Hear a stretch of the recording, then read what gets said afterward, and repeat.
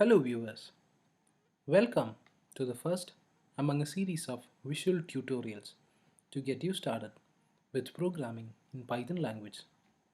This will be a short session to help you with the basics like the features of the Python language and how to get Python to work on your machine. With that covered, let's get into your first lesson on Python. This session covers the following topics: Introduction to Python, the features, and setting up Python on your machine. Introduction to Python.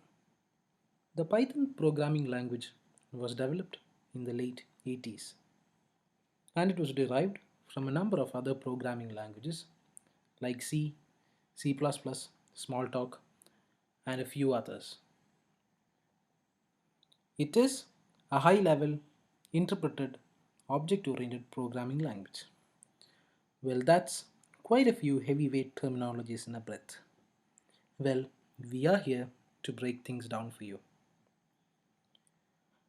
A high-level programming language is one that may use or is close to natural human language or contains elements from natural language, thus making developing programs simpler. As an example, the word print might indeed be meaningful to a high-level programming language. An interpreted language enables you to run the exact code you wrote without having to rely on someone else to convert your code into a language spoken by your computer, which is the zeros and ones. This someone else being a compiler in most cases. More about compilers later. An object-oriented programming language treats everything like real-world objects. A car, in object-oriented terms, is an object. An employee is an object. Both of these know how to get stuff done, like drive or work. You write code to ask these objects to get the stuff done. This is a pretty simplified explanation and might sound really silly for a non-beginner. Our intention is to get all the complexity out at the beginning, and we'll definitely be diving deep into these concepts a little while later. Moving on to features. Python is simple, which means it is easy to learn and read. Now, we touched on the word print a while ago when we discussed high-level languages. The word print does indeed have a meaning in Python. Now, as your first example, the word print followed by some text within quotes lets you get these texts appear on the screen. We have a short demo for you.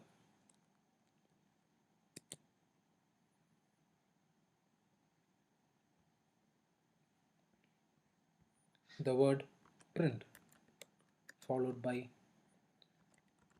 a few text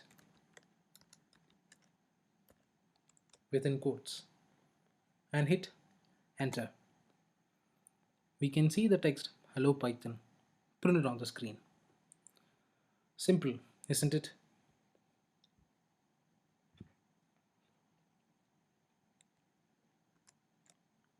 Moving on to the next feature, that is portability. Python can run on very many hardware platforms and isn't restricted to being used in a single type of machine. Python works like charm on huge commercial enterprise server to a handheld device. All of this due to its being open source, which is the third feature. By open source, we mean anybody with enough knowledge can contribute to the source code and make the language better by sharing and making changes to the code. There is a strong community backing Python that helps keep it nice and strong every day. We shall touch on the word nice to cover the final feature on our list, that is libraries.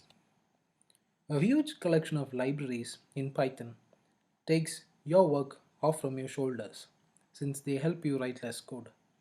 Python has tons of these written by people in the Python community who are way smarter than you and me.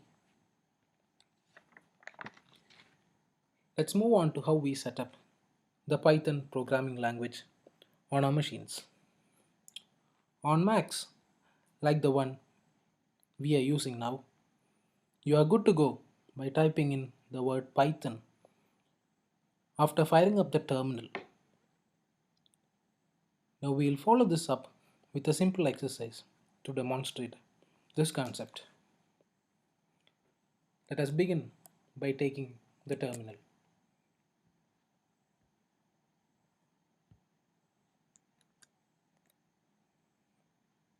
To begin with Python and to fire up Python interpreter, I type in Python and press enter. I am into the Python interpreter, and in order to start printing my first program, that is, I want to print the text hello world. I type in print followed by hello world in quotes and press enter. You can see the word hello world printed on the screen.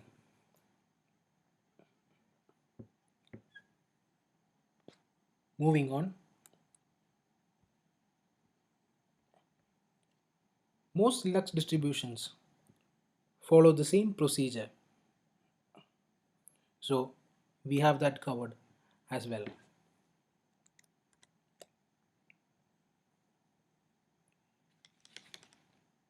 Addition to that, we have a tip for you that in Macs and Linux, Python 2.7 comes pre-installed. But for Windows, you have an additional work. The Windows users who are tuned in can visit the URL you see on your screen and download the 32-bit or the 64-bit installers, which will take care of rest of the procedures. We have a screen grab from the website, and you'll have to specifically install either of the two options listed within the rectangular box. With that, we are wrapping up the first session. We hope we've got you excited about Python, and we look forward to meeting you the next time. Until then, it's goodbye.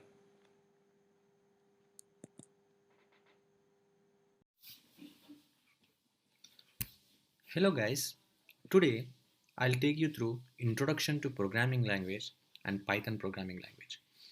So before we get to know about Python programming language, what actually is a programming language? Any ideas? Okay, here we go. A programming language is nothing but a language which is used to communicate with the computer, so which is nothing but a machine. There are many programming languages available in the market like Java, C++, C Hash, Perl, .NET, etc. And Python is one among them. These days, Python is emerging as popular day by day because of its simplicity and easy to use and easy to learn, and also we can able to learn it in a short period of time, and we can able to code in a short period of time. All right. Basically, the languages, the programming languages are categorized into two types. Uh, One is interpreter languages and one is compilation languages. Okay, let's know about interpreter language.